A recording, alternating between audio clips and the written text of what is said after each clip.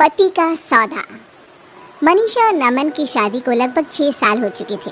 दोनों का एक छोटा सा बेटा भी था। वैसे तो मनीषा और नमन की लाइफ में सब कुछ बहुत अच्छा था, लेकिन बस एक ही प्रॉब्लम थी, और वो ये थी कि मनीषा के सपने काफ़ी बड़े बड़े थे, लेकिन नमन की सैलरी उसके सपनों से थोड़ी सी कमज़ोर थी। और इसी वजह से मनीषा बार बार अपने हस्बैंड नमन से महंगी चीज़ों की फरमाइश करती रहती, और नमन अक्सर फरमाइशों को पूरा नहीं कर पाता था। दोनों मियाँ बीवी के बीच इस बात को लेकर नोक झोंक होती रहती थी, लेकिन दोनों में प्यार भी था, ठीक वैसा ही जैसे नॉर्मल हस्बैंड और वाइफ के बीच होता है। ऐसी ही एक सुबह की बात है। आज आप ऑफिस से जल्दी आ जाना नमन, चिंटू कब से मॉल जाने की जिद कर रहा है। तुम चिंता मत करो, आज शाम को हम चिंटू को लेकर मॉल जरूर जाएंगे, ये मेरा वादा है। अच्छा सुनो, आज चिंटू को ना वो मॉल वाली टॉय शॉप से खिलौना भी खरीदना है, वो भी तुम्हें दिलवाना पड़ेगा।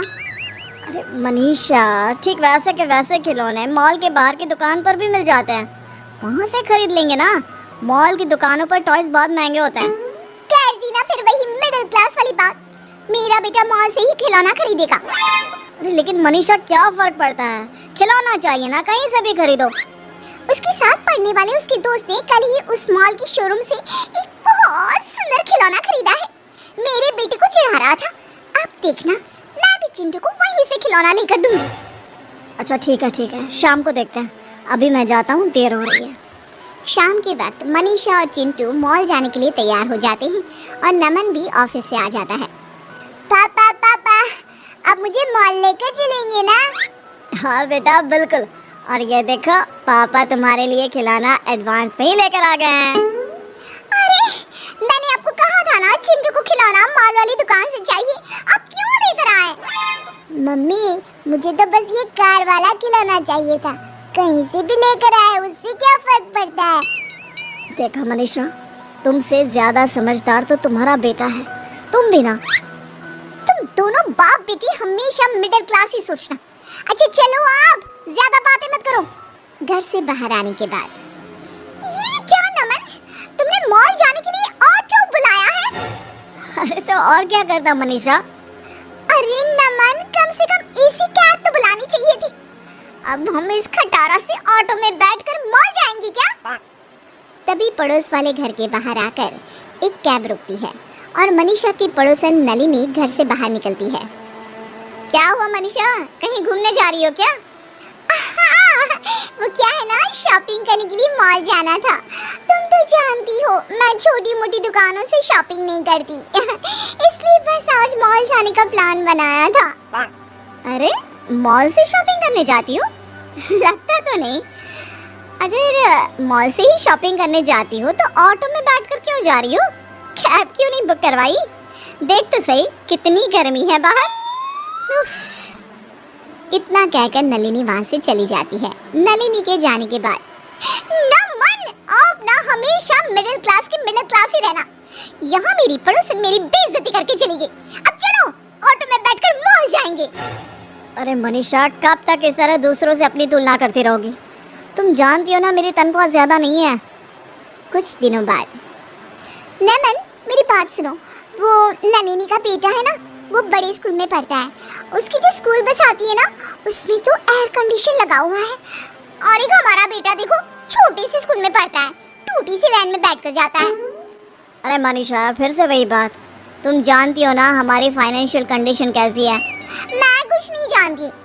नमन, मुझे भी अपने चिंटू का एडमिशन बड़े वाले स्कूल में करवाना है। मेरा बेटा भी फर्राटीदार अंग्रेजी बोलेगा। अरे मम्मी, अंग्रेजी तो मैं अब भी फर्राटेदार बोलता हूँ। मैं भी तो इंग्लिश मीडियम स्कूल में पढ़ता हूँ।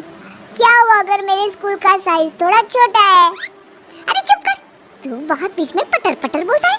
एक तो तेरे पापा और ऊपर से तू कभी नहीं सुधर सकते। देखो मनीषा, उस स्कूल की फीस 2 लाख रुपए है, और मेरी इतनी तनख्वाह ही नहीं तो मैं चिंटू को ऐसे स्कूल में कैसे पढ़ा सकता हूँ? तो क्या हमारा बच्चा पूरी जिंदगी उस छोटे से स्कूल में पढ़ता रहेगा? अड़ोस पड़ोस के सारे बच्चों के सामने कितनी शर्म आती है मुझे। अरे मम्मी, मैंने कब कहा मुझे शर्म आती है? मुझे तो अपने स्कूल में बहुत मजा आता है देखा तुमने।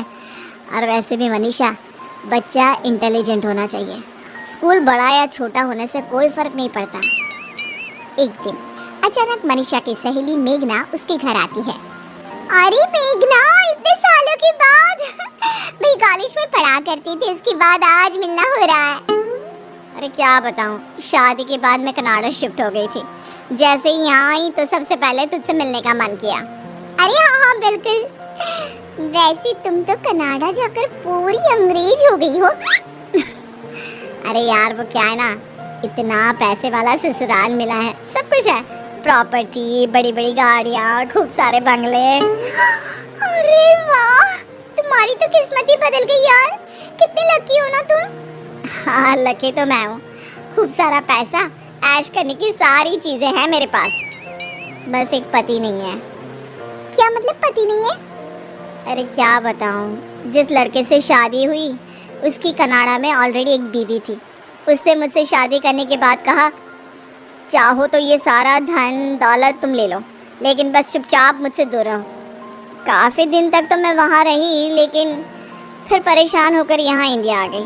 और तुम बताओ, तुम्हारे हस्बैंड कैसे हैं? एक मिनट, मैं तुम्हें अपने पति से मिलवाती हूँ। नमन, जरा इधर तो आइए। ये देखिए मेरी सहेली मेघना, कनाडा से आई है। नमस्ते नमस्ते मेघना जी, कैसी हैं आप? मैं बिल्कुल ठीक हूँ। मनीषा, तुम्हारी फ्रेंड आई है, उसके लिए कुछ खाने पीने की चीज़ लानी है तो मुझे बता दो, मैं बाजार से लेकर आता हूँ। नहीं नहीं नहीं, इसे तो कोल्ड कॉफी बहुत पसंद है और मैं इसके लिए अपने हाथों से बनाऊंगी। कैसी बात करती हो मनीषा, तुम्हारी सहेली आई है, तुम बैठकर बातें करो, कोल्ड कॉफी मैं बना कर लाता हूँ। नमन के किचन में जाने के बाद, तुम्हारा पति तुमसे बहुत प्यार करता है। हाँ वो तो है, हमारा एक छोटा सा प्यारा सा बेटा भी है, चिंटू। तुम कितनी लकी हो ना, तुम्हें इतना प्यार करने वाला हस्बैंड मिला है। एक मुझे देखो। अरे इसमें लकी होने वाली क्या बात है, हस्बैंड तो प्यार करता है लेकिन कुछ भी नहीं है उसके पास।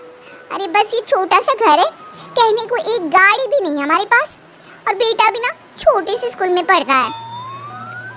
वैसे तुम्हारे इस प्रॉब्लम का एक सोल्यूशन है मेरे पास।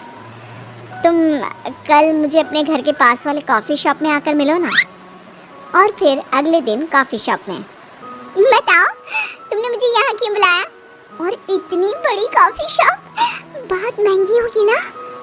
अरे तुम इस बात की चिंता क्यों करती हो, आज से तुम्हें इस बारे में सोचने की बिल्कुल भी ज़रूरत नहीं है।